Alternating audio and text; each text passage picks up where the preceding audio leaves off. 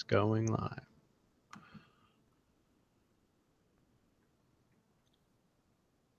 So we're live now? Yeah, it looks like we're live. Hey, good evening, Julien. Hey, good evening, Don. We have a special guest tonight. Well, we do. We brought him back, and we got Bob Wright with us. How are you doing tonight, Bob? I'm doing pretty good. How are you guys? Great. Although, Other than my extreme detox that I'm going through, yeah, you want to talk about which basically affects everything. Pulling through. I said, I know what's happening to Julien. They gave him a form. Which part of your DNA do you want activated? And he checked every box. That's a good one. I'm gonna keep that for the stand-up skits we start doing later on all our shows. Perfect. So, you know, I don't know if we want to talk about it because it is sort of a really powerful moment for people when they have a health issue, and it can be very humbling, especially when it happens more than once. You know, like you have cancer or something, and then you know you get over it, and then you have cancer again, or some sort of whatever, you know, systematic thing that almost seems to, you know, threaten your life or something.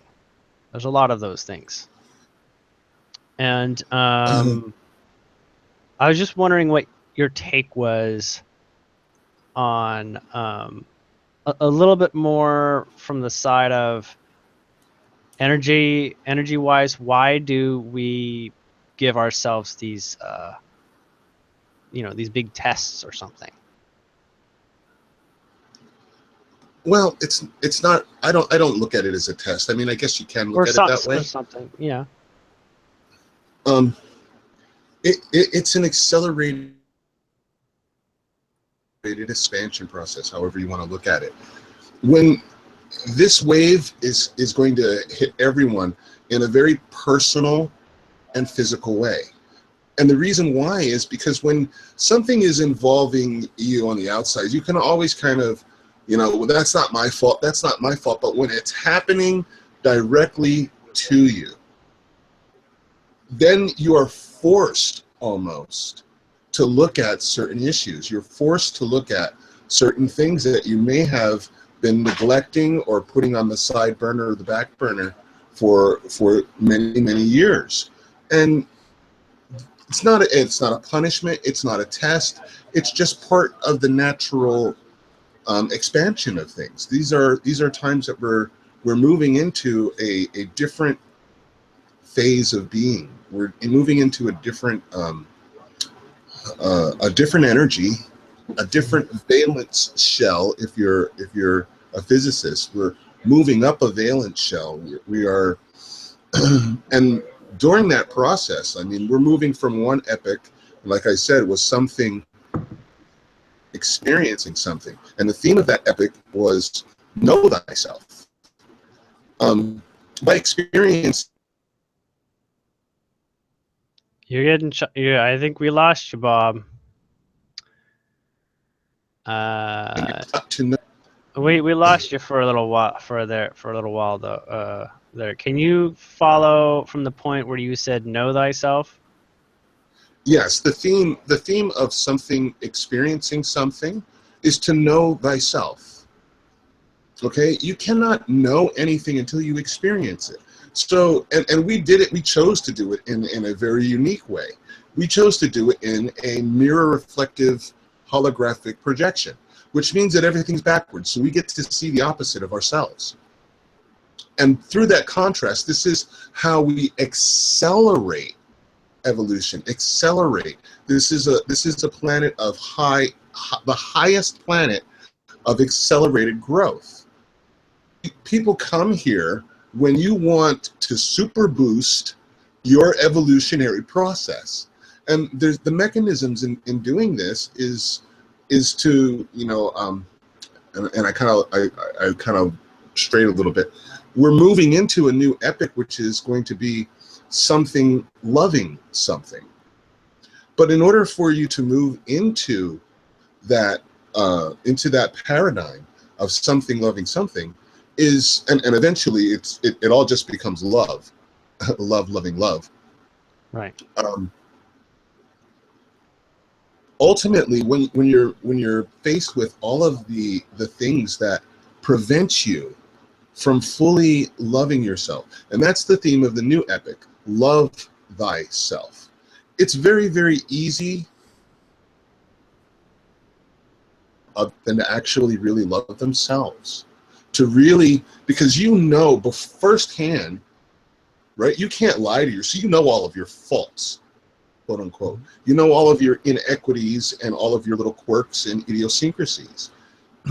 But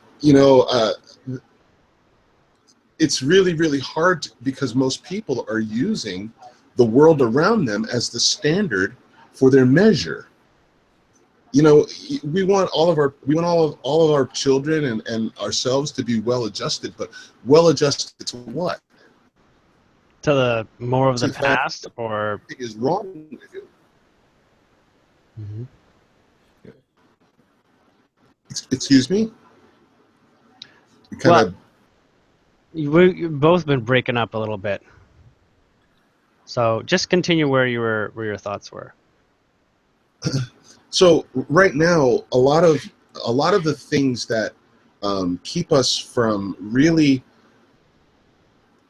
understanding ourselves, fully accepting ourselves, are going to be forced to the issue. People are going to have to rethink their lives, rethink their plans, rethink their path, rethink their beliefs, because the place that you want to be is in the center of the infinity symbol. And in the center of the infinity symbol, right, you've got yin and you've got the yang, you've got the positive, you've got the negative. You have both potentials. And this is where this is where your real power is. Is the cat in the box dead or is alive? But we're moving into a time where it's both. Mm-hmm. You get to choose. Which do you prefer? Only from that point do you have a choice. Otherwise, you are completely convinced.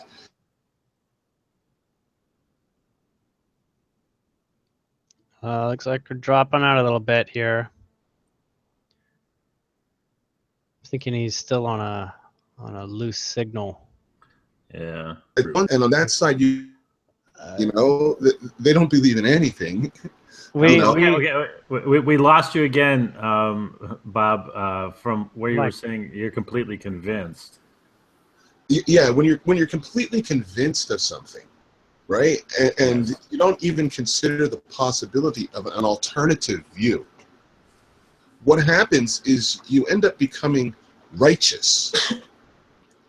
And righteous people, they know the truth. There's no room for debate. There's no room for an alternative view. You'll see this expressed in a lot of religions and a lot of philosophies and even in science. People will stick, I know the way it is, and this is... Yeah. Right.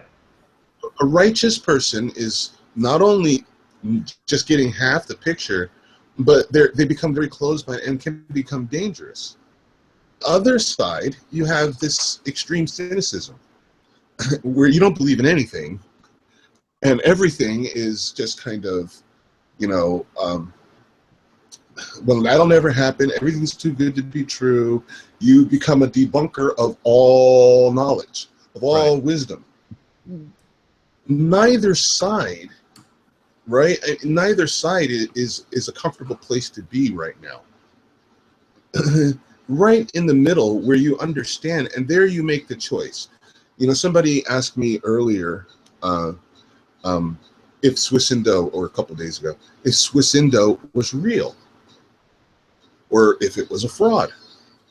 And I was like, well, what do you want it to be?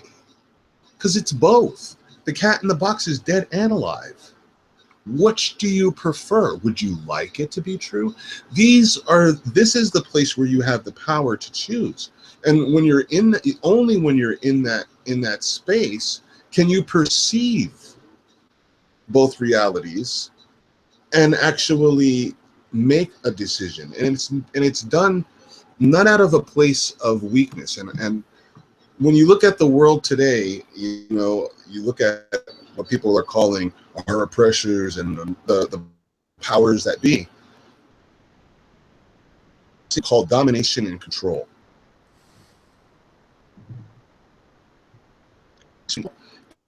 A place of powerlessness.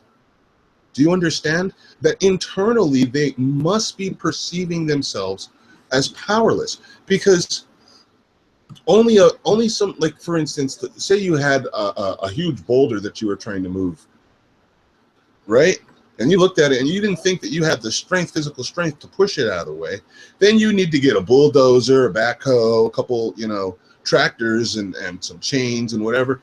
You exercise all this because you don't feel you have the power within yourself. But if you were Superman, you could just kind of flick it and it's effortless. Mm-hmm. You don't need to make a big, huge display. If you're really coming from a place of power, it is effortless. You just do it. How do you change your world? You look at yourself and you make a change. This is Michael Jackson. Yeah. He's telling you the truth. It's that simple, because when you're really in your infinite power in the center of the infinity symbol, when you're really in that space, your power is infinite. It's effortless. Yeah. It's I would. Effortless, I think, is something that people maybe they don't know what you mean by effortless. Can you describe what this sort of effortless is a little bit? Just a little bit more. Well, it's first off, it requires, like I said, full acceptance of yourself. By and large, we always see the reflection of ourselves. So and when we look at our external world, we're always seeing a reflection. A reflection, if you look in the mirror, everything's always backwards. Mm-hmm. Yeah. So most people aren't the way that they should be. They try to fix the mirror.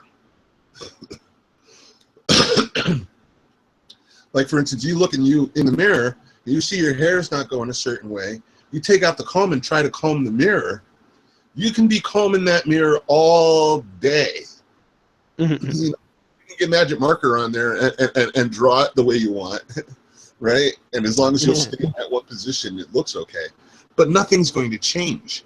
So all of your power is externalized. You're putting moving. Nothing's happening. You to the source of the reflection. Okay, this is the personal, physical. The I in the I am. When you start focusing on yourself inside you, right? Then taking the comb out and combing your hair, and miraculously the reflection changes. And you didn't really have all that effort, to get the magic marker or whatever it is that you needed to do in order to make it look right in the mirror. Just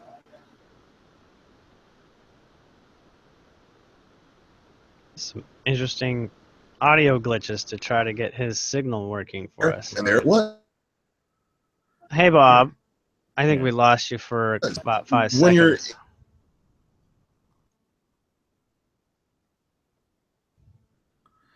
So, okay, Bob, I don't know if you can respond. Well, for the moment, let's just say till he gets back, was there anybody in the viewership that wanted to ask a question?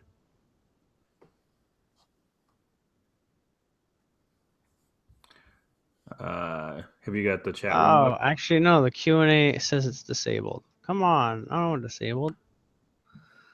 All right. Q&A is not a feature yet. Can we? I don't know if the viewers can engage the same chat. Can they engage in YouTube? They possibly could.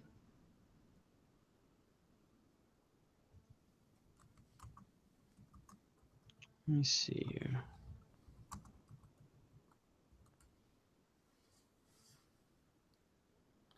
Okay, Bob left. Okay. So I think one of the questions though is, I like Bob's description of being that point in the infinity symbol. But the question that I have is, one, why is it so elusive to us, that point? Or if it's not elusive, are we as the beings that we are we always in that point and we are just not aware of it or the meaning of being in that Well, point? Let's put it this way. If you're sort of like a sandcastle builder, sort of like your job, Okay. and you put a lot of time into sandcastle building, you'd come up with some techniques over time that would be better than your average person trying to compete with you who's never, done anything on the competition level. Mm-hmm. Right? So there's a vast skill difference there. And normally skill has nothing to do with sort of like the awakening or the ascension or the, evolving. Right. But what it does do is it does identify disparaging differences. Because the people who walk the path of education will always be a step ahead of those who do not follow the path of education. Right? I mean, historically, people who read,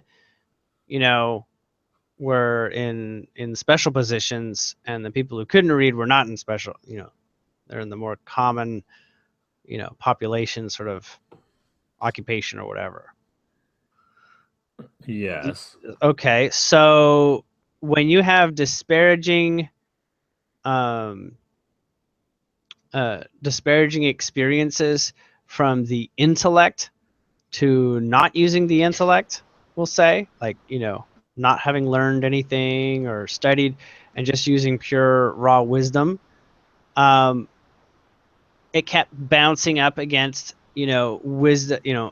Wisdom is always going to be more powerful than intellect for like years and years and years. Mm-hmm. If you follow that, it only got into Hello, maybe. Yeah, we can hear you now, Bob.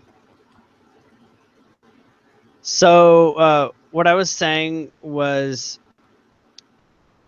in the look at how it's meant to like centuries and decades for us in the past, with the the energy Yes, of you're back. disparity.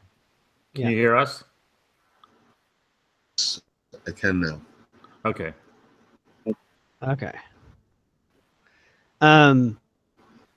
We'd find out that the more disparate that things became, the faster people woke up. So disparity was a tool for, cycling the motion of this experience, where disparaging differences in things like income or status or whatever like that. So you could probably see that already occurring, right? Now the idea that education is not at the top of being successful, getting an education. Yeah. Okay. But I see waking up a few hundred years ago as being very different to what we're experiencing now, because going from in a society that's highly classified, with the classes, and maybe waking up and being able to move into another class or getting educated and being able to move up that way, still in a very 3D. Well, I'm linear not suggesting way. people chose to ascend before now. Because the main reason, it's almost like if you do it now, you get everything that's ever been done here on this world, sort of thing. Like you have access to the whole planet's history 10 times over. If you did it, in 1200, BC or something like that, who knows what you walked away with.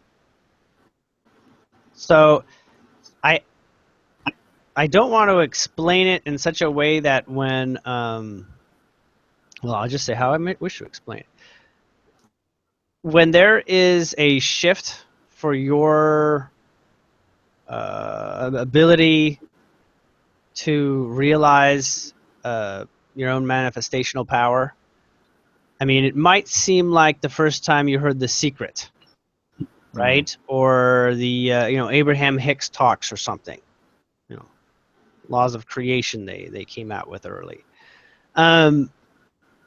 You basically get a chance to decide more and more and more with more specific information for how you basically walk your way out, which is basically create your way out, right? Like, how do you realize your creator? How can you prove it? You create your way out. So that's always happening. We're always creating our way out. And I mean, like, learning to create and mastering creation. We will prove more and more how enlightened we can work from, like an enlightened perspective. Because without having grown through a certain experience, there's less grounding it going forward. So it's more difficult to share unless it's grounded. And that's why when you're stepping through dimensions, when you first do it, you'll it's going to start to feel like one big movie theater. And what movie do you want to walk into? And you just go in and out, in and out. They're all playing, just like a loop track. And you start to try to identify with what you remember. So what you remember is what your past life was, and using the current level that you'd attained by observing your past life, in addition to all your other past lives, what would you do? Like, what choice are you going to make now? And I don't want to. Well, I do want to say that that heaven is a dimensional transference point. It's more of a portal than anything. Okay? That's just my opinion. Anybody can have a different opinion and be absolutely accurate about it. The reason why I'm sharing it is because there's a lot of things that you can say about that. But before I get into a lot of things that can be said about that, I was hoping to get Bob's opinion on what he currently terms with his vocabulary when he says heaven.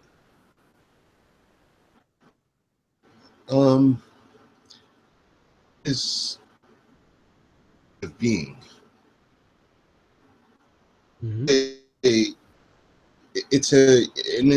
can only, experience can only be experienced internally, but it is your base home vibration. Is the state of all, where all things come of your unindividuated being. And creation comes from that state. Like your base point, it is your if you will. I'm going to be honest. You chopped up so much, I have no idea what you said. I'm getting this sort of, barrier that we've had with Bob, because the communication can get quite thin sometimes. And I think he is calling in on his phone or something. No, I'm on my computer. Oh, so the Wi-Fi is just shuts off after a while or something? Or it's not Wi-Fi that says that it's connected fine. Oh. It may have something to do with pings or something like that. So I guess I did not hear the answer because it got so choppy. Can you redescribe heaven for you? Heaven is where it all begins. Baseline vibration. Your source, your self. It's where all things and move out from that space. So in that way, it kind of is like a portal. It is a state of being where you are at complete peace and full acceptance of yourself, and you experience your baseline. It's the home plate. Home for all beings. It's home. Though we each have our own, obviously. They have their own center point that is comfortable and perfect for them, and that is your vibration. That's how you come in your original you come in, from that original place of being, that original state of being, and your journey's from there. But you always back home.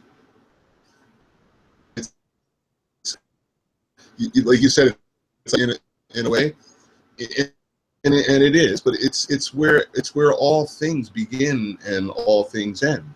It's the alpha and the omega. It's the nexus point of all creation.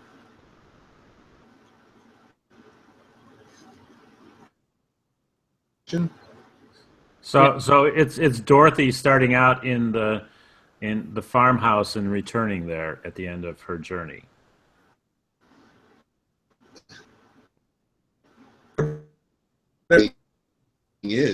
It's different, Julien said, but it's your center. It's your original.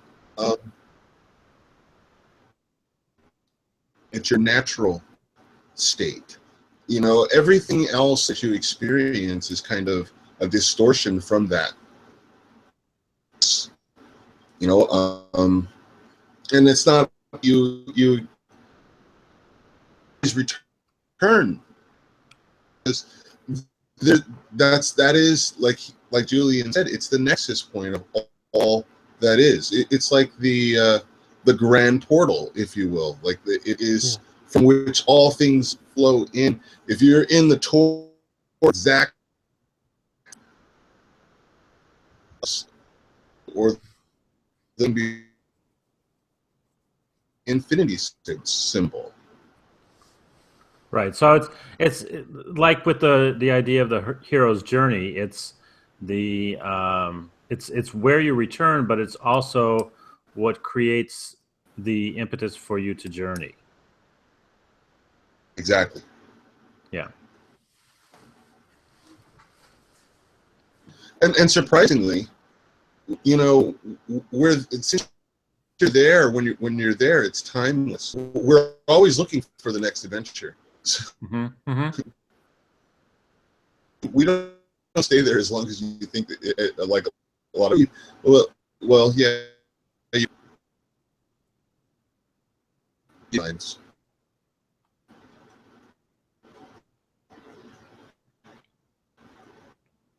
Yeah, having a real hard time hearing you, Bob. Um, let me try and reboot. Okay.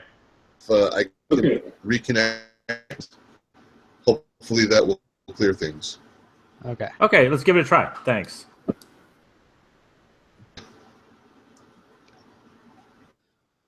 So, did he say something about like that heaven point where you have that portal and you see? What did he say that you see? What did he say that you see? I didn't hear what he said that you see. Okay. Oh, Well, say, can you see? yeah, I know it was maybe lost in there somewhere, but Yeah, um, but it's not a place. I did hear him say that it's not a place that we stay for very long because we're always looking for the next journey. Yeah. Looking for the next adventure. Yeah. Yeah. So, heaven is exactly what makes you cozy and comfortable and feel like there's not a whim in the world that you need to whim. So, no whimming allowed. well, Yeah. that would be something. Yes. But in this heaven, until you want to whim around, you'll hang out in heaven. Then you'll be like, this is weird. Right, but it's a okay. Is he saying it's a vibrational point too? So from my point, it's a vibrational equation that reflects to everything too. Right. Right. But as you grow as a being, though, does that vibrational point change? So are we looking at? I mean, okay, is the vibrational point that I came into this lifetime from, which would be heaven, the same one that I will experience the next time, or as we're moving through this ascension process, does heaven change? And does what you yes.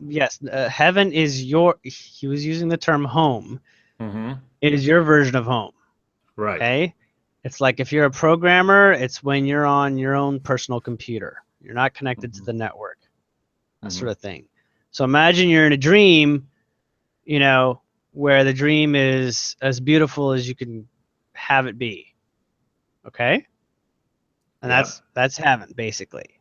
Your most favorite dream, and it ends when you start to get bored with dreaming and what dreaming can do. Right? Because thoughts manifest immediately. You rewire, the whole backdrop of your experience just by a couple thoughts.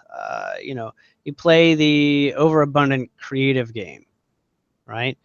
Like giving kids who've never seen markers like a giant set of 32 colors. Sure. It would just, if it's a kid, their little brain would just scramble. But they do it. They get into it. They go for it. And that's basically what they expect will occur with everybody who doesn't seem to be ready to have heaven, and they can still explore life as heaven in another way. And the thing is, it's just from heaven, you choose after that. You choose a template. You pick, what does my next life look like it should be? Do I want to keep it? Do I want to join this story of what happened to humanity after this point? Do I want to go do that? Do I want to sign up for that movie? And sure, you go sign up for that movie. What happens to humanity after they all awaken? Oh, well, we're going to pretend there's a couple situations here where you don't awaken. We'll just give it everybody about 20 years. And then most likely you'll awaken and you can leave the theater. But it's like an interactive theater, right? You join this world as a participant, as one of the players, and whatever's going on in this, world situation. We are a vibrational piece of the whole. Just like we're one with everyone on this planet, and there's a point where we're one with everyone that is not on this planet. So there is closeness for contact, closeness for insight. And that's how I choose to use it and make the most of it. Did I confuse you? Or are you just frozen? Oh, goodness. Looks like, Don, you were so patient and so quiet. Let's see here.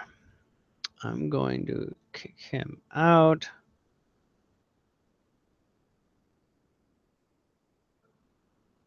Yep, and that way I'll have to reconnect.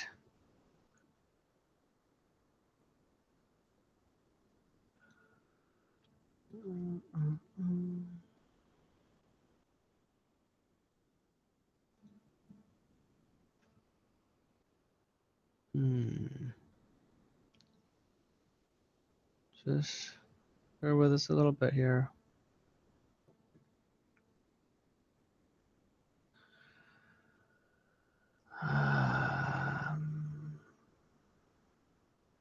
Just trying to invite them back.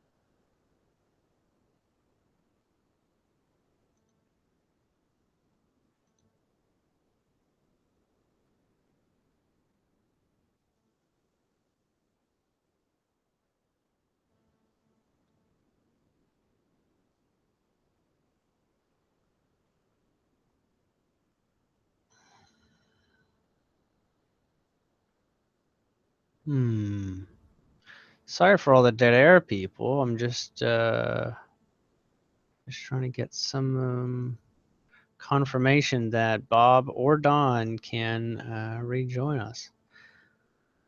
So I'm getting here that you cannot join the group chat because the viewers are not in the chat or not invited. But I'm guessing is that a lot of people had some trouble with Bob's signal. I feel like it's a really powerful message, and that might be why it's coming through a little bit garbled, a little bit. This is very intense words. You know, analyze it and put it together carefully, because if you're ready to do that and use that evidence, then you'll find a way. That is one way to do it. Kind of like being an archaeologist. You discover something out of nothing. Hey, Bob, are you there? Or are you just popping on? Hello? Hello. Hi. Am I coming in and clear? You're coming through fairly clear. Don froze, so we'll see where he joins us. I have a message from Google saying Google is experiencing problems. Ah.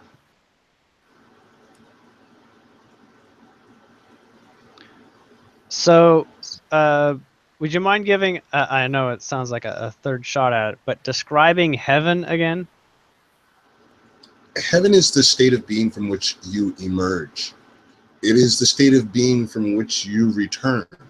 It is the pure essence of who you are as a individuated fractal of source. It is the source of all that you are. It's your unfettered state. And it's the state from which you emerge and the state which you always return. So in a sense, it coincides with what you're saying as it being a portal, where it's the center point of the toroid. It's the center of the infinity symbol, which is actually a 2D representation of the toroid. Yeah. It is it's where it's, that's why it's so referred to as home.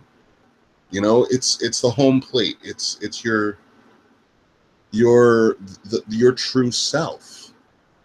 And you get to that place when there's several ways. Well, you can exit the matrix completely. That is that you die and you always return back home. Or you can learn that state of being, and you can return home. And you do it when you sleep. Everyone kind of does, you know. But you can learn to embody that vibration while you're awake. You can be at home. You know, there's sometimes, you know, people, when you refer to home, it's a place where you feel absolutely comfortable. You know, home is where you can sit around in your boxers and just kind of relax and not worry about the outside world. It's a place of safety, of security, of comfort and ease. You know, you can be in very beautiful surroundings and never feel at home. And you can be in very, very simple, you know, a very simple environment and feel completely at home and secure, and that sense of in your being. That is what I consider to be heaven. And we're always in various proximities to that, as by way of considering our thoughts, and where they are and where they could be, to be more in a matched vibration with home. Right. It's where we all need to kind of center ourselves right now and really pay attention. A lot of times, you know, things will that kind of refocus us. And these are things like, you know, before I said this is not a test, but it's kind of like a recalibration or a resetting, if you will. A lot of times things will happen in our lives that reset us. It could be, and it doesn't always have to be tragic, but it's something that will change your life drastically. You know, the loss of a job, or, you know, the loss of a relationship, or even the loss of a loved one can trigger these moments where everything that you thought was important suddenly just disappears. And what really, really matters to you as a person, you know, the human side of us that connects us to one another. This is one of the things I learned going through the death of my best friend. You know, all of a sudden, you know, the main things of the world just kind of were no longer important. What was important was the human connection, the love that we feel. You know, immediately you start to reconnect with those feelings, you know, of love. You know, because when something like that happens to you, you are taken out momentarily, and you're reminded of what is really your mission here. You know, and I told, you know, I don't know how much of it came through before, but we're moving out from something experiencing something to something loving something. You know, because love is the vibration that we have found that matches home. You know, it is. Yeah. That's why we all revolve around it. We sing songs about it. We cry about it. We laugh about it. It is the essence of all of this. It's all about love. And when you see the world through the eyes of love, from that center point, from that home place, from heaven, right? It doesn't matter anything that's going on around you, because you are safe and secure. It's a sense of absolute trust, and absolute surrender. You know, when you come into this world, you have that. Everybody does. You know, you don't think about all of the things that we pile upon ourselves when you're a child. You know, you're not thinking about taxes, you're not thinking about bills, you're not thinking about all these other things that society, moment to moment, experiencing the world as it's brand new, as it's unfolding from you, as you start to discover, you know, the world around you. It's being a child is a magical time. Everybody recognizes that there's a certain magic that you kind of lose somewhere along the way. And right now, there's a lot of people that are returning back to that magic, back to that home state, getting closer and closer to that vibration. And the closer you get to that vibration, it's going to make changes. You know, in a sense, it will alienate you from society, because society is not necessarily based on that vibration as we've experienced it.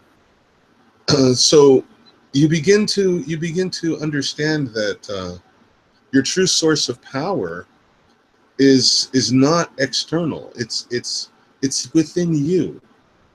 You have, once you return to that state of being, and I was saying before, that's where you are your most powerful. When you're not worried about anything, you're not experiencing any kind of discordant vibration.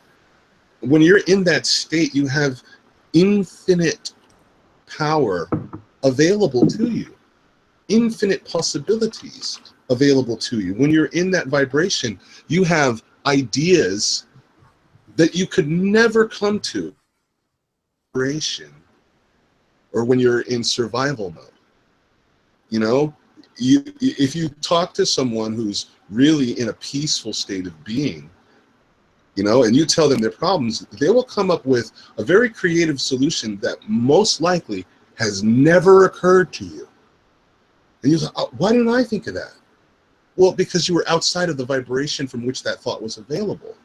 So as we're returning, you know, it's important for those people who have the ability and who have been preparing themselves to remain in their center, to, you know, when you're remaining in your center place, there is full responsibility, which means there is no blame.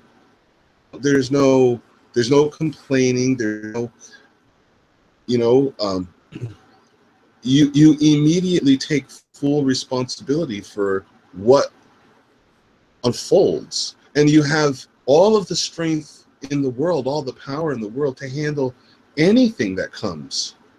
So it doesn't really matter what happens on the outside world, because your process through all of those quote unquote challenges becomes very effortless. You know exactly how to handle it. You understand where it comes from. You understand that it is perhaps a thought that you may have entertained, that you may have in order to not be so alienated from society. And we all do this. You have a society that's pretty much insane. To be well adjusted to it is no measure of health. And so right, the more you awaken, the more kind of alienation you kind of feel. And that doesn't always feel good. So a lot of times people will refrain from entertaining a lot of these ideas, but it's really where we have to go. That you know, broad road, the road less traveled by, so to speak. And you know, Bob, I don't know if how many people listening actually know your whole story, but you've had some major physical problems to move through, so that you fully understand what you're talking about here. Well, yeah, a lot of people think that when you take a spiritual path or you become enlightened, everything's going to be lollipops, rainbows, and unicorns, and it's not true. Have the challenges. Yes, I've had many physical challenges. I've been I've paralyzed from the neck down. I've been diagnosed with HIV in 2008. I've had lots of attempts. You know, there's lots of reasons I could give you why I should be dead right now. You know, I've had to gone through sickness and illness and death and poverty. I was homeless, living on the streets. It's all of that. So, and I don't, you know, this is you don't regret when you come to that space. You don't regret any. You love it so much. Understand that like riding a roller coaster is exhilarating. It unleashes in you full potential, your possibility to show yourself how powerful a creator you really are. So in a sense, you could look at it as a test, but it's a test you give yourself. It's a test that you can't pass or fail, because the experience itself, no matter how you experience it, is going to back to home. It's going to show you something, and it's always going to be there. You know, you may not look at that for 30 years, where you might revisit some of the things and some of the quote unquote traumas that you may have experienced in the past. But a trauma and any suffering is absolutely a mental thing. It's 100% mental. I can tell you all quote unquote terrible things that have happened to me, and I suffered through some of it, but right now I'm not suffering. You know, my mobility can be said somewhat limited. It's not really limited. It's slower. It's slower than what it was before, but I am in no way suffering, because suffering is kind of something that we do to ourselves when we think that we are being subjected to something that we don't want to be. You know, you suffer through it. You know, why would I do this to myself? And I had this conversation with my friends. Ever notice that some of the funniest people that you know are going to be either fat or ugly or physically challenged in some way? Well, why is that? And some of the most beautiful people, you know, some of the most, you know, gorgeous, perfect, have some of the most worst personalities. You know, there's something that brings out your brilliance when you are, like, as you were saying before, Julien, there's something that accelerates your growth when you are experiencing tremendous, what I call compression. You know, you put enough compression on a piece of coal, it's going to become a diamond. And this is what we do to ourselves. You know, why would we do it? Because of the value of the experience. If you were to distill in yourself the human experience, and I'm talking about all the joys, all the pains, the laughter.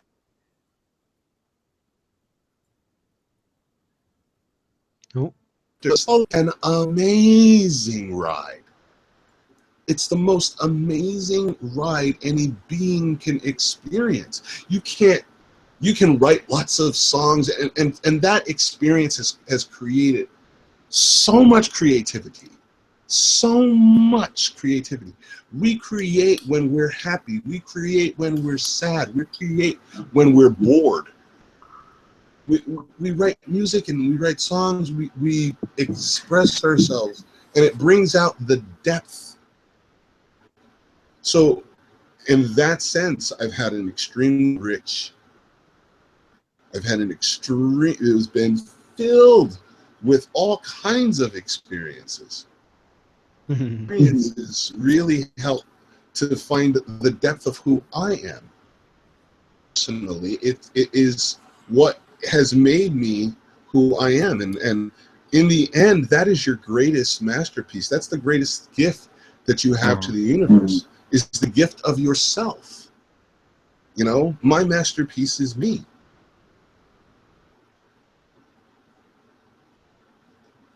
So, and that's not to make people feel like they're always being graded on grading on themselves. And, oh, this is as good as I am because this is what I'm aware of. Well, a lot of people, like I said before, we've suffered from this sense of powerlessness. You know, the exact opposite of who you really are. It's no wonder that we experience that, because that's what we can. This is what we do to ourselves. You know, and from that state of powerlessness, that's when you are. That's when you're in the deepest sense of fear, because you've got to protect yourself against the environment. You've got to protect yourself against each other. You've got to protect yourself against what is unknown. You know, you surround yourself with layers and layers of protection and domination and control mechanisms in order to feel safe, to feel secure, to feel loved, to feel accepted. Things to return back home. But what you end up doing is you create layers and layers and layers and layers that separate you further and further. It's not until you internally start to unravel yourself, the theme of knowing thyself. You come through all those different experiences and you start to recognize who you are, who you choose to be. And once you move into that and you start to, it's like peeling the layers off of an onion. You know, you start to peel those layers off. And each layer that you go through, you expand. You expend more of that state of being. And eventually you come to a complete wholeness. It's what it means to be holy.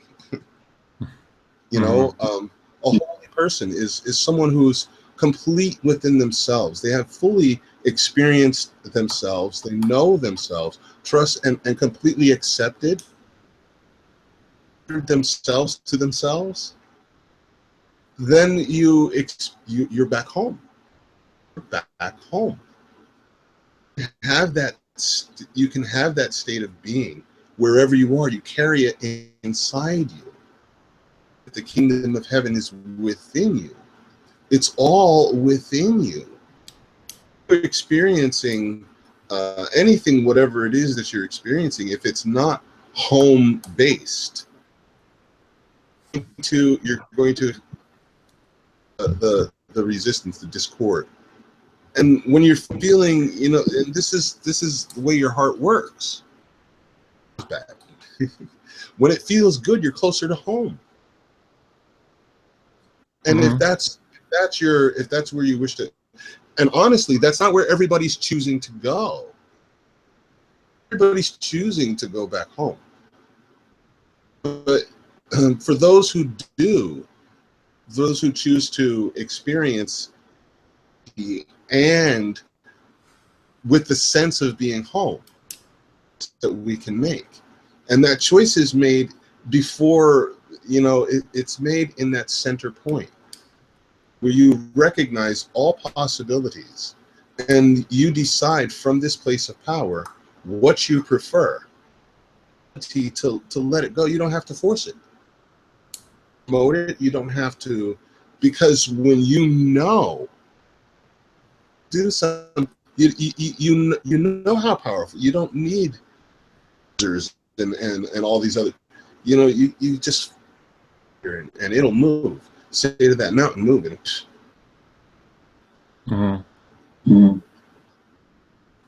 And you know that the exercise of true power, extremely subtle. Extremely subtle. You see some of these masters, they barely move. They're just very, very subtle, and they can deflect anything that comes towards them or the other harm. That is true mastery, you know. And you'll see they move just kind of like water, you know, it just kind of, it's effortless. Way better than Neo. Yeah. Yeah. So I think that right now, a lot of people are being faced with a lot of the things that keep them from experiencing home. And it's important for us to look at those things because, honestly, they're just ideas that we've adopted in order to fit into society. And that's not a bad thing. Don't blame yourself for that. It's not a sin to want to fit in because we're in a backward society, and that's okay. We have all done it. We've all adapted to our environment. That's what we do. So there's no blame. You don't even need to blame yourself. You know, this is what does in these circumstances, and understand, learn from your experience where home is. You decide where home is for any given moment. What is it that you prefer? Do you wish to prefer? You know, is the world flat or is it round? It's both. You know, you've got to consider both. And if you can't consider both, like I said, you'll either become righteous or you'll become cynical. Which do you prefer it to be? You know, it's a flat Earth and it's domed and it's a prison planet and we're controlled, and whatever association that you make with that, you know, or it's a simulation or whatever you want to, however you want to, you make a choice. But in that choice, you making a declaration of self, a choice in how you feel about yourself. If you feel that you're powerless against this circumstance, you're going to make a choice that's based out of fear. Myself, I need to hoard. I need to, you know, I need to make sure I have enough, and this and whatever it is that you do. This posturing is not going to move forward. You're going to find that this way of being is going to become very, very uncomfortable. It's not going to feel like home at all. And as people become more and more uncomfortable, it's going to cause people to move. It wouldn't ordinarily do. If you're not experiencing life, feel happiness and you feel peace and security, and likely you're probably going to need to do something you've never done. Because if you've never experienced it, you're definitely going to need to do something you've never done before. It frightens people a lot of times. This is that leap of faith that a lot of people are not willing to take. That first step outside the Hobbit door was the hardest one. Mm-hmm. The first step. Then all of a sudden you're on a path. And understanding and trusting the path. The path is there for a reason. And there's definitely a destination, and you will get there as long as you don't stop.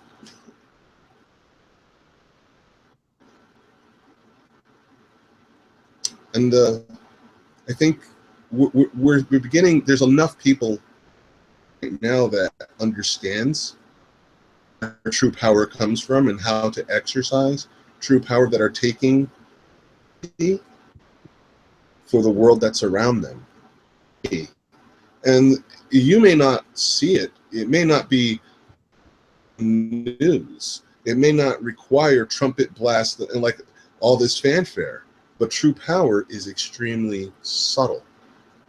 You hardly even notice. Right. You know, but I can tell you, it's been done. There are people right now, and Julien and lots of others, you know, yourself, Don, and a lot of people who are, you know, a better way of being. The vibration for, and not just for yourselves, everybody else. You know, you are holding a quotient of light, brothers and sisters, that's extraordinary. Each of you workers that are out there right now, who it is, if you're working with the intent for a better future, such a tremendous amount of light right now for your brothers and sisters who can't bear it. And we're slowly starting to disseminate that out slowly in the media. People are beginning to unravel themselves these you know, a contract is a restriction. Power. You know, people women in labor have contractions. You know, it's a restriction. It's a through. We're moving to an expansion. A lot of the things that used to bind you, you've got to let go of. I'm surprised at how people will hold on to some of these things, but you've got to let go of these. So how do you see humanity moving forward now through this time as a collective? I see humanity moving forward, and that's important. Mm-hmm. We are going to take the next step forward in our evolution. What happens is really up to us.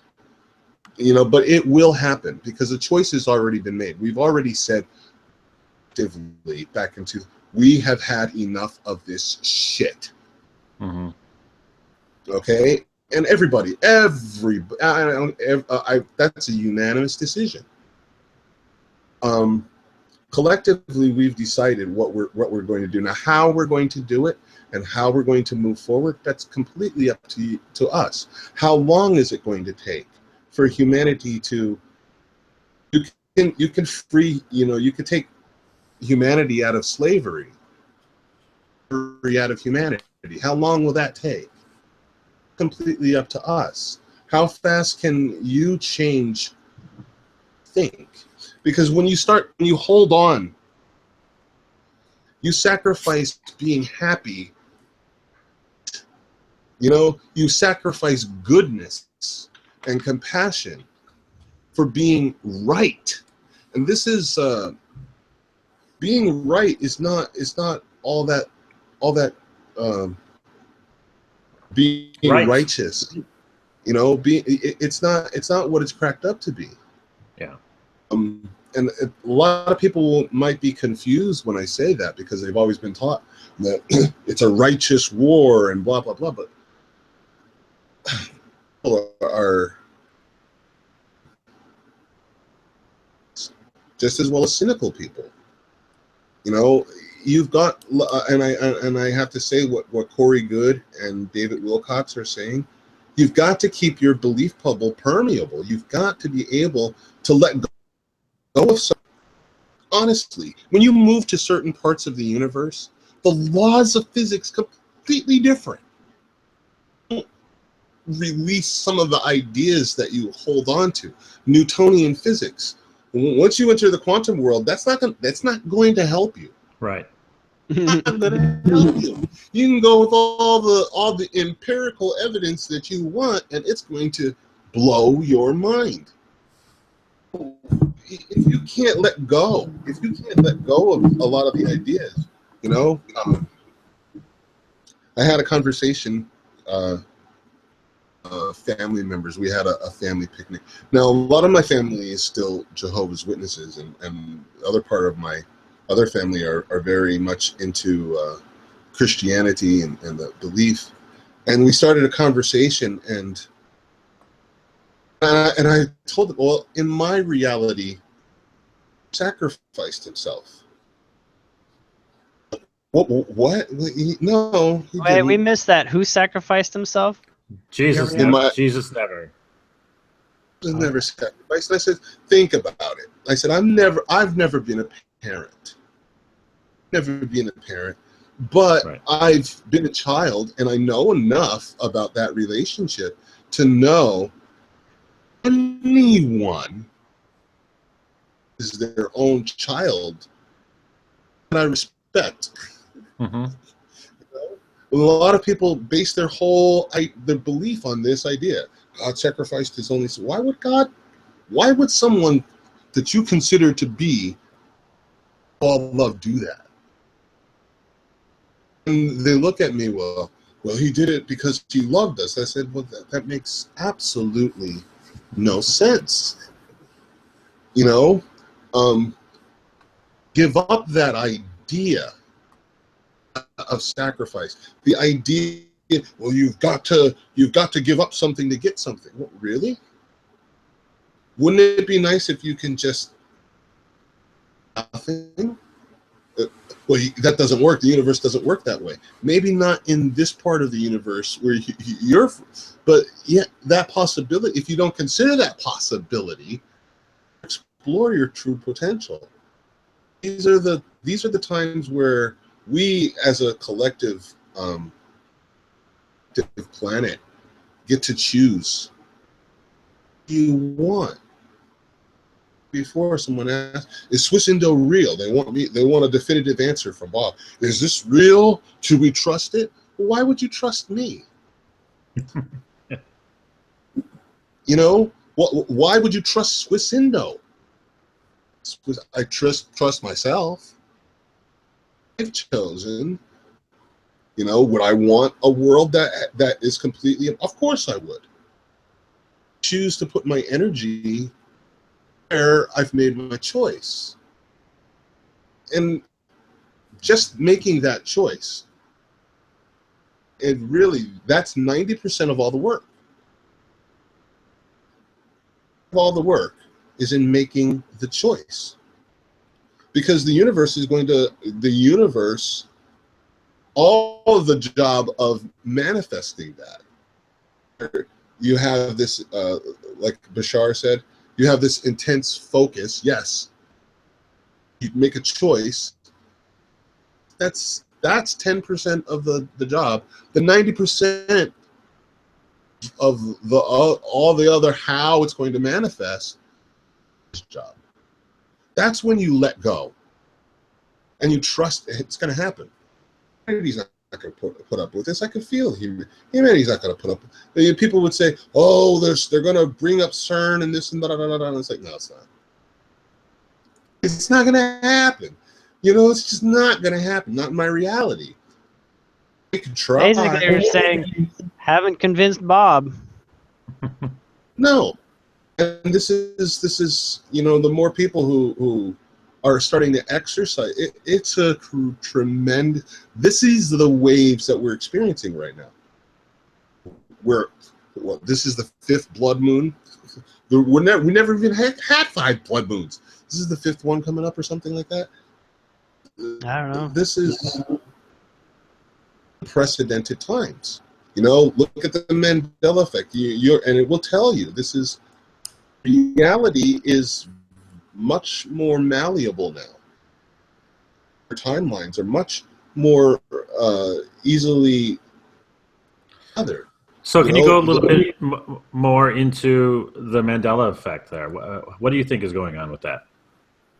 The Mandela Effect is an upgraded scale of 1111. Okay, people are noticing. When you started seeing 1111 back in the 90s, it was a phenomenon. Like, unless you were experiencing it, a lot of times people didn't talk about it. But it was something that was happening so often. So, I mean, that it was, you could not ignore it. And it was something that was like slapping you, and you knew that there's something behind it. It was too be coincidental. In a very similar way, people are noticing something in their reality, like in the Mandela Effect, that is too be a coincidence. Are you going to? And this is basically for you, regardless of what's being said on the outside. That's not the way I remember it. I experienced it, and I think you're muted, Don. I see you talking, but I can't hear you.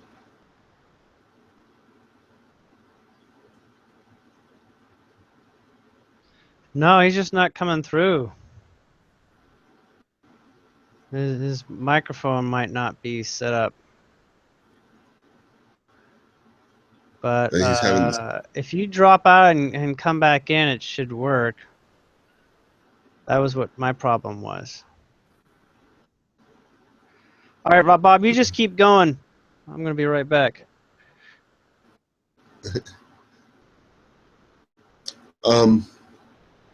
Thing is that, like, it's a matter of choice. Being sure in your and trusting infinite power. There's a scripture in the Bible: the word that goes forth and the intent that goes out of my mouth will not return to me without results. To be able to and to trust. Well, this is where the surrender, when you surrender, you're completely open. Allow yourself. You allow to take over, and this trust is what's necessary in order for any manifestation to happen. The parts of you that do not trust, the parts of you that are still in fear, whenever you make any intention, are immediately going to come up. Oh, well, this can't happen because of this. Well, that's one of your fears that you have. These people or whatever that may come up as challenges to your idea or of your choice of a better world. How do you face those challenges? Hey, can you hear me? Can you hear me now, Bob? Okay, good. I'm back. Good. Okay, I see we lost Julien too. So, actually, what I wanted to ask you about though is because we were talking about the Mandela Effect before I had to drop out. Boy, this has been a technically fun show. But you've got some very personal Mandela Effect stories that go beyond just the idea of how do you spell Fruit Loops and the Berenstain Bears and that sort of thing that seem to dominate the conversation about the Mandela Effect. I was wondering if you might want to go into those a little bit. I lost a cousin, and I gained a cousin. This is about 3 months ago, and this is how I know that this was not something that moment that it happened, the shift happened, we physically saw it and felt it. I get a text message from my brother. Guess who just friend requested me on Facebook? And he mentions my cousin, your cousin Nene. Mm-hmm. Nene? Yeah. She just requested me on Facebook, and he's like, I was talking to her. She sent me several messages. Somebody hacked to her account. Nene's dead. As I said that to him, jaw dropped, and he's like, no, wait, and he was confused for a moment. He's like, I'm going to send you the message. Sent me the messages from his phone, and then I looked, and as I'm looking at the messages, all I could see is his side of the conversation. I'm at the top, but where every time that she responded, it had disappeared. It's gone. He's like, what's happening here? Remember, Nene died 13 years ago. Ask my uncle. I was like, do you remember? Yeah, I remember I couldn't go to the funeral. He remembered that, where the funeral was held and what she died from. I remember comforting her sister and all this. Suddenly, she's back, or at least on Facebook. Right. 2 weeks later, my brother says, guess who I just saw at the bank? It's like Nene. Right? And I was like, she was there. She ran up to me and she's like, it's been 20 years. I haven't seen you. Da da da da. And in her reality, she overdosed, but she didn't die. Mm-hmm. And undeniably. Now, did we misinterpret when I heard, that she had died, or did we just remember that wrong? Well, not just me, but my uncle, my cousin, and my brother all remember. Then there's another cousin that me and my brother remember in our childhood. Our cousin Travis. Play people to hang out with. He was really fun. We used to My mom used to drop us off at his house, and his mom would watch us for a while, and sometimes he'd get dropped off at our house. And in the family memory of cousin Travis. Wait, can you say that again? We missed that part of what you were saying about memory of cousin Travis. My cousin Travis only exists in me and my brother's memory. There's no idea who Travis is. Never heard of him. He doesn't exist in this reality.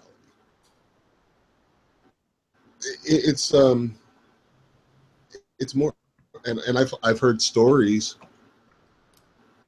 Who wake up one morning? This one guy, apartment for 4 years. Wakes up and he goes into the kitchen, to get his coffee. He opens up and notices that there's an extra cabinet that didn't exist before. And for 4 years, every and here up, there was nothing in it. It was bare. There's no contact paper on it like the rest. Like it was overlooked. But how can I overlook a whole returning home? The furniture is rearranged. Things not being where you left them are instances of Mandela, like where you've shifted into a different reality. And this is something that we know.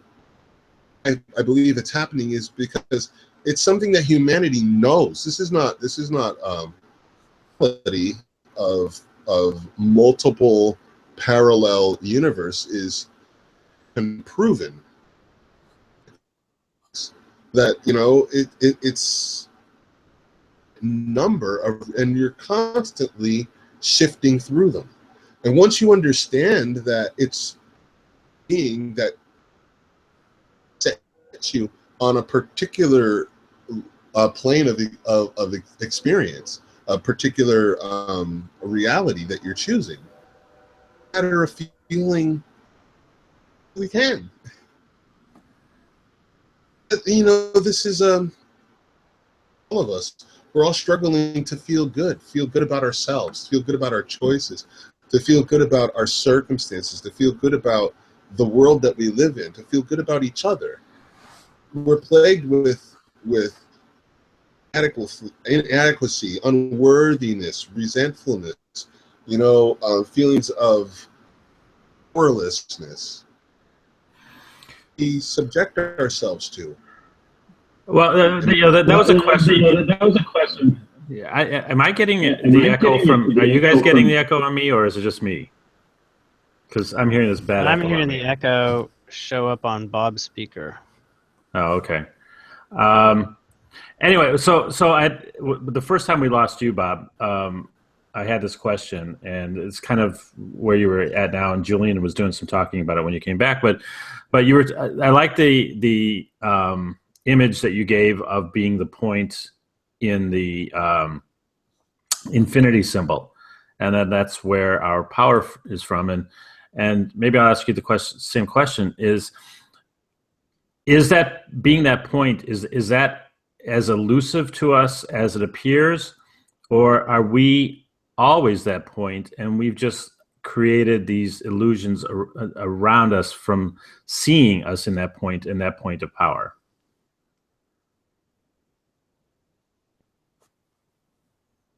Got to unmute.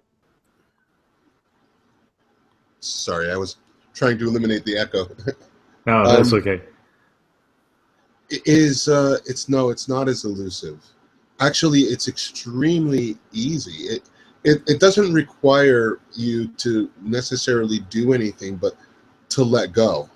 Mm-hmm. To suspend all of the, the make what you want to experience impossible. Like, I'll give you for instance. Since I'm working with Swissindo, I'll use that as an example. Great idea. When they hear the mission, that was all about, and and the future that we can have. A lot of people immediately, you'll hear it over and over. Too good, true. Mm-hmm. Now, I want you to think of that statement. It's too good to be true. What it's saying is, I can't believe that there are things in my reality or in my belief structure that make that impossible. As you are holding on to those beliefs, it will always be impossible, at least for you. And when you can suspend the logic, suspend the logic of your mind, that will, because your mind cannot manipulate the universe. Can. Your heart knows what it wants. Like it is when it makes a choice, the universe, you will be literally, as long as you can trust in that vibration, you will immediately be transported alternate reality where that becomes true. And I can't say immediately, but you will move, shift into a reality where all of a sudden those things that eventuality from happening suddenly are removed, and what was once impossible then becomes possible. From point, is it possible to free the world of all debt? Is it possible to move into a completely abundant society? Is it possible to end all hunger, to end all sickness? My reality are possible. How do you make it real? Decide experience. That's where I'm moving to. What happens after that is the letting go and trusting the universe to unravel your request, to fill your order. Now, this doesn't mean that you sit in inactivity at all. This is when I talk about being in that center point. See all the different possibilities. Now, when I go onto Facebook, I see all of these different posts. The Zika virus is going to destroy mankind, and we're heading for World War III, and the ISIS and blah blah. Oh goodness, all these different scenarios around me. Which Absolutely. you focus on, which becomes real for you. When something catches your and it triggers you, thing about that vibration that you still resonate with. So a lot of people, they get distracted from their original intent, caught up in one of these scenarios that someone, and all these scenarios, they're just offerings going around. What do you want to believe? Which do you want? And all beliefs. The cat is both dead and alive. You got to understand that. From the center point, it's both. So all possibilities are real.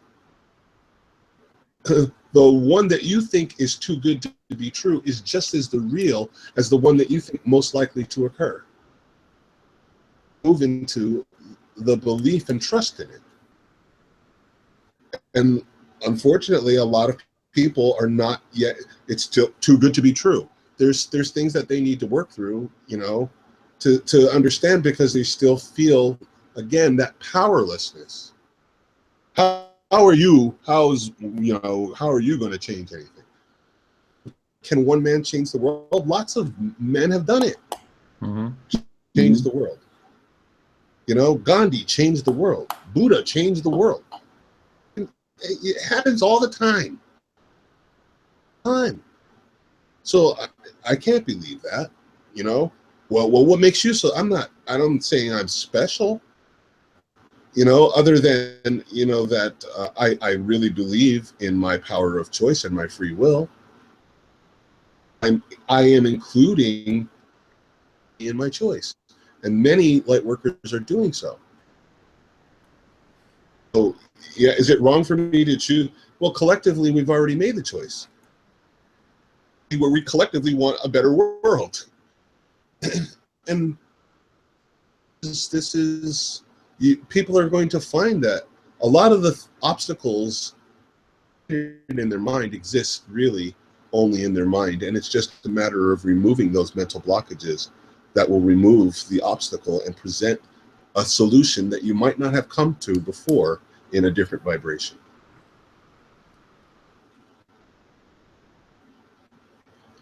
And honestly, there are enough people on Earth right now that are maintaining a level of vibration that have solutions. Got solutions. We can solve the problem. We can solve that has been presented to humanity, including we have solved. There's a solution for all of it. It's a lot of shows we can talk about that. These are all possibilities. They're real. And the more and more people start to learn and discover about the universe and about themselves, the more it doesn't seem so far-fetched. Right. It's putting the focus on the possibility. It's seeing it and not putting the focus on the hurdles that get there, or the brick walls that we've used in the past to be our limitations. And don't worry, the kids of today, their use of the word dimension is interchangeable in everyday speak. Yeah. Mm-hmm. And most of them are a lot of these quote unquote ADHD children are already thinking quantumly, which is why they're designed to focus on multiple aspects at the same time, which is why a linear course of education is not going to work for them. Yeah. Do you remember that movie in the 80s called Daryl? The kid who had a microchip in his head? Yeah. He could like play games and watch shows all at the same time. 5 shows and playing 4 different games at the same time. Yeah. That's what I was thinking of when you were saying, they're much more capable. They handle things on a different level. And I was like, oh, like Daryl, right? Because I think some of the kids today a lot of us are like Pentium 3, and they're like, on a quantum drive, Yeah. It's a different state of being. It's a different way of reality. And so we've got to adapt to our sense of what's possible. The possibility that, hey, the reality that you woke up in, that you were born in, and the reality that you're in right now are not the same. Whereas you look at pictures, this is me when I was 7. And you're like, who happened to this? What happened to this 4'8"? What happened to this person? Because obviously you are not that person. Reality anymore. You're in a completely different reality. What happened to the 3-year-old version? Your body, by all intents and purposes, it's dead. Are you still here? You experience a death every moment. Every moment you're transforming. When you start to realize that, then transition of physicality isn't all that. Just moved into a state of existence that is not perceived in the 3D matrix. But you're still there. You don't disappear ever. Never disappear. You always exist. And that understanding is really, that's one of the biggest things that helped me. Simple statement that Bashar made. Existence is to exist. It has no other choice but to do that. We missed what you were saying about Bashar. I said that what really took me out of a lot of fear was a simple statement by Bashar, which was that the nature of existence is to exist. Because by nature, which means anything that exists will always exist. It's what it does by nature. And by nature doesn't exist. That doesn't exist will never exist. You're in existence. Why would you fear non-existence when non-existence by nature doesn't exist? That simple logic from so much.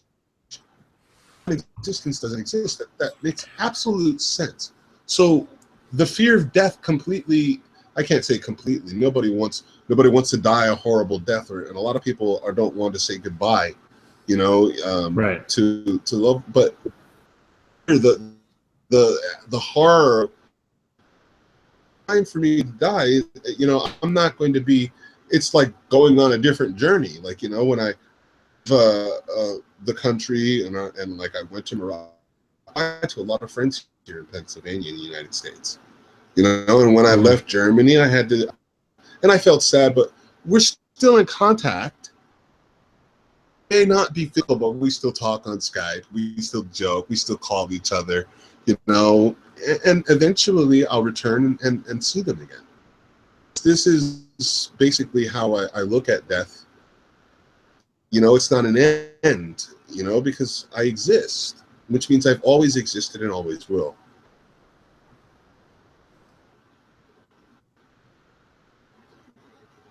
Believing that, is that true for you?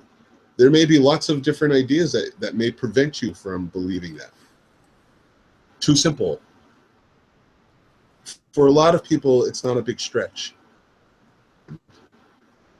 And I love how Bashar puts it in very simple terms that way.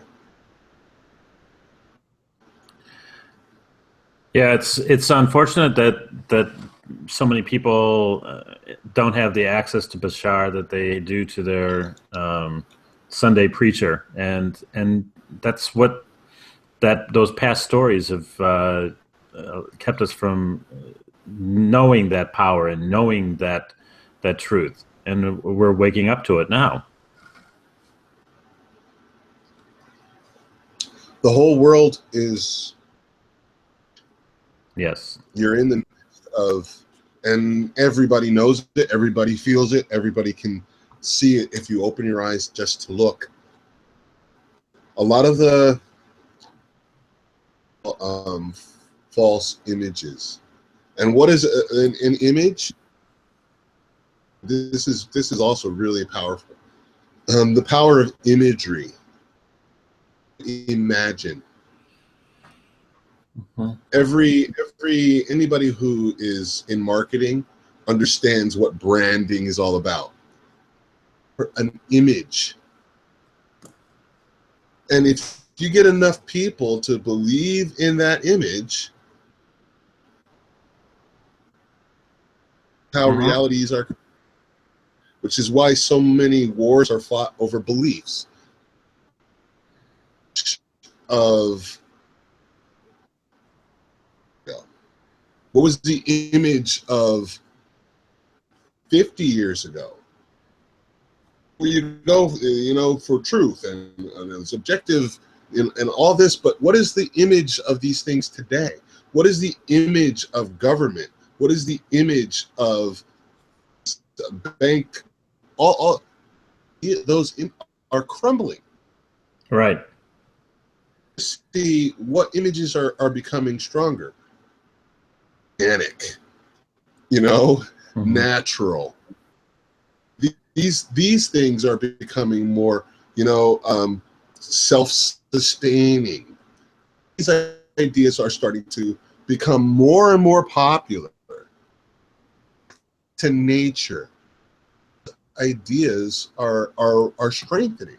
So when you have a perceptive eye, you can see we're creating and what we're moving into. And it's not scary. You don't have to experience it. It's not World War III. Experience it that way. It's a lot of people go on a roller coaster and they experience horror, and the same people, a lot of other people will go on it and experience exhilaration. It really is up to, it's really up to us on how we go through it. Through it we will. Through it we all will. Because we're all on the same ride. We all chose to be here. So here we go. Awesome. Well, thanks, Bob. Julien, have you got more? I think we can probably exhaust another tank of him in the future sometime soon. You think so, Bob? I would love to. I love these conversations because you get to express a lot of ideas that you can't really express in your typical conversation with your neighbor. Exactly, and you're so good at expressing it, Bob. Too. It's great. I get mesmerized. Yeah. Thank you. Okay. Well. Anytime you be back. Yeah, we'll talk about it. Yeah. And so this is probably going to conclude today's show. Want to direct people's attention to my website, julianwells.com, and if you want to book sessions with me there, that is julianwells.com/booknow. And I want to clear up a little bit of information about the workshop this weekend. We had a workshop scheduled this weekend, and it has been postponed currently to next week. And anybody that still wants to book, there are spaces open. So just go to the booking site, and you'll find a link where you can still sign up for it. It appears that everyone who had signed up is up for doing it next week, and I haven't gotten any returns or anything. So we will just sort of pick up next Friday with the same time of day circumstances. And the reasons for that is that I'm going through a very heavy shift detox, and I don't quite have the energy physically to get through as much as we had planned. So thank you again, Dawn and Bob, for helping us on short notice, since we had not originally planned to be up tonight doing this. We were planning on having the workshop. So thank you on short notice, and thank you everybody who joined us in the viewer and the chat room. And till Wednesday, we'll meet again. Okay, thanks so much again, Bob, for having me. making yourself available. Yeah. No